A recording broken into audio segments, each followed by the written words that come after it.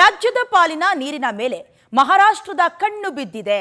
ಈಗಾಗಲೇ ಮಹಾರಾಷ್ಟ್ರಕ್ಕೆ ಖಡಕ್ ಸಂದೇಶವನ್ನ ಸರ್ಕಾರ ರವಾನಿಸುತ್ತಾ ಅನ್ನುವಂತಹ ಪ್ರಶ್ನೆಗಳು ಉದ್ಭವಿಸುತ್ತಿರುವುದು. ಮಹಾರಾಷ್ಟ್ರಕ್ಕೆ ಕೃಷ್ಣಾ ನದಿ ನೀರು ವಿಚಾರದಲ್ಲಿ ಸಂದೇಶವನ್ನ ಕಳಿಸುತ್ತಾ ಸರ್ಕಾರ ನಮ್ಮ ಗಮನಕ್ಕೆ ತಂದೆ ಯೋಜನೆಯನ್ನ ಮಾಡಬೇಕು ಅನ್ನುವ ಸಂದೇಶ ರವಾನೆ ಆಗುತ್ತಾ? ಬೆಳಗಾವಿ ಜಿಲ್ಲಾಧಿಕಾರಿ ಮೊಹಮ್ಮದ್ ರೋಷನ್ ನಿರ್ದೇಶನವನ್ನ ನೀಡಿದ್ದಾರೆ. ಮಹಾರಾಷ್ಟ್ರ ಸರ್ಕಾರದಿಂದ ರಾಧಾಕೃಷ್ಣ ಯೋಜನೆ ಪ್ಲಾನ್ ಅನ್ನು ರೂಪಿಸಿಕೊಂಡಿದ್ದಾರೆ.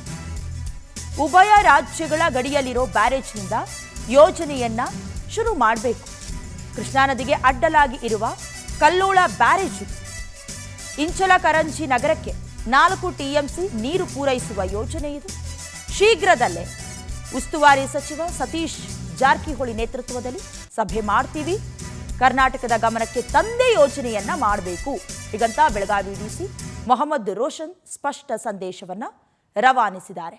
ಈಗಾಗಲೇ ರಾಜ್ಯದಲ್ಲಿ ಮಳೆಯಾಗ್ತಾ ಇಲ್ಲ, ನೀರಿನ ಅಭಾವ, ಕೃಷಿ ಚಟುವಟಿಕೆಗಳು ಕೂಡ ಕಳೆದ ಬಾರಿಗೆ ಹೋಲಿಕೆ ಮಾಡಿದ್ರೆ ಬಹುತೇಕ ಆಗ್ತಾ ಇಲ್ಲ. ಇದರ ಮಧ್ಯದಲ್ಲಿ ಮತ್ತೆ ನೀರಿನ ವಿವಾದ ಗರಿಗೆದರ್ತಾ ಇದೆ. ಜಿಲ್ಲಾಡಳಿತದ ಜೊತೆ ಚರ್ಚೆ ಇಲ್ಲ, ಬಟ್ ನನಗೂ ನನ್ನ ಗಮನಕ್ಕೆ ಇವತ್ತು ಬಂದಿದೆ. ನಾನು ಜಿಲ್ಲೆಯ ಉಸ್ತುವಾರಿ ಸಚಿವರ ಜೊತೆ ಒಂದು ಮೀಟಿಂಗ್ ಮಾಡ್ಕೊಳ್ತೀನಿ. ಹಾಗೂ ಸರ್ಕಾರ ಮಟ್ಟದಲ್ಲಿನೂ ಏನಾದರೂ ಈ ಥರ ಪ್ಲ್ಯಾನ್ ಮಾಡ್ತಾ ಇದ್ದಾರೆ ಅಂದರೆ ನಮ್ಮ ಸಲಹೆಗಳನ್ನು ತಗೊಂಡು ನಮ್ಮನ್ನು ಒಳಗೊಂಡೇ ಈ ಕೆಲಸವನ್ನು ಪ್ಲ್ಯಾನಿಂಗ್ ಮಾಡಬೇಕಂತ ಹೇಳಿ ನಾನು ಮನವಿ ಮಾಡ್ಕೊಳ್ತೀನಿ.